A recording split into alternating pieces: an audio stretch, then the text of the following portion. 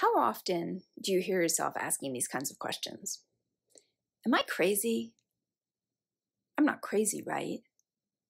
I mean, I don't think I'm crazy. No, you're not. I hear wonderful, brilliant, beautiful-hearted people asking these questions all the time. Hey, wonderful, brilliant, beautiful-hearted people. Yes, that means you. Let's stop doing this. Sometimes the first step is knowing that your problem is thinking you're the problem. Take that in. I know it may sound radical or counterintuitive to you, crazy even, because whether in well-meaning, malicious, unintentional, or deliberate ways, we are so often told it's the opposite. That if we would change, if we were better, if we were more something or less something, we'd be okay with what we're not okay with. That our feelings, intuitions, perspectives, knowledge, and wisdom are not to be trusted. That there is something wrong with us. It may sound like, why can't you just be happy? Well, he seems like a great guy. You should be grateful. Big deal, everybody is tired. You've always been difficult. I only treat you like that because I care. You'd be attractive if, you can fill in the blank with whatever you want for that one. Don't complain. You're just lucky to have a job. I'm sure they didn't mean it that way. Your headaches are nothing. Probably just stress. Don't be so sensitive. But she has family. Just let it go. That's just the way life is. The messages also may not be as direct as that, but instead subtly present in the undercurrents of a family, media, community, society.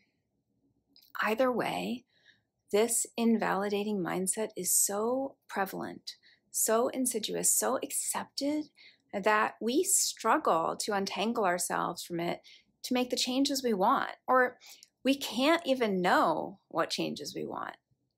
With the world dictating you should this or should that, you try to convince yourself that your truth is not your truth. You may hope you'll fix everything if you can become what's expected, what they want you to be, what would be more convenient for you to be, for them. Maybe you double down on your attempts at positive thinking, intention setting, willpower, or accountability. Maybe you give your power over to another person who claims to be able to make it all better for you. Maybe you swirl in the purgatory of perseveration, never at peace with where you are, but not seeing how to shift it. Or perhaps you move past the point of perseverating, abandoning yourself in numbness or accepting a life that just leaves you sad or empty. I bet you've genuinely tried, right? Dug deep, taken responsibility, worked on your stuff. Yet, nothing changes. Not for long anyway. Each step might even seem to take you further away from yourself. How do you get to that place from which you can organically discern and unequivocally move towards situations, relationships, and life choices that are right for you, and either rectify or move away from ones that aren't? Let's stop trying to talk ourselves out of how we feel. Look, sometimes we really are confused, and there is no shame in being confused. But so much of what we call confusion isn't necessarily confusion at all. It's the crazy-making cycle of trying to reconcile the awareness of what is true inside of you with the insistence of what the outside says is true for you. Beyond the internalized messages, you know.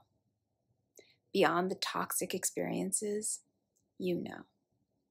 Beyond the habits and behaviors developed to cope with and adapt to a challenging universe, you know. You know your thoughts, feelings, desires, hopes, values, dreams, needs, deal breakers, wounds, gifts, purpose. You know you have a reason to feel the way you do. even if through the clatter you may not hear the reason yet. Grasping that may feel elusive. I'll bet there are times, though, when you can sense it like a name on the tip of your tongue. It's there. It's with you. Come home to your truth. Know the answer.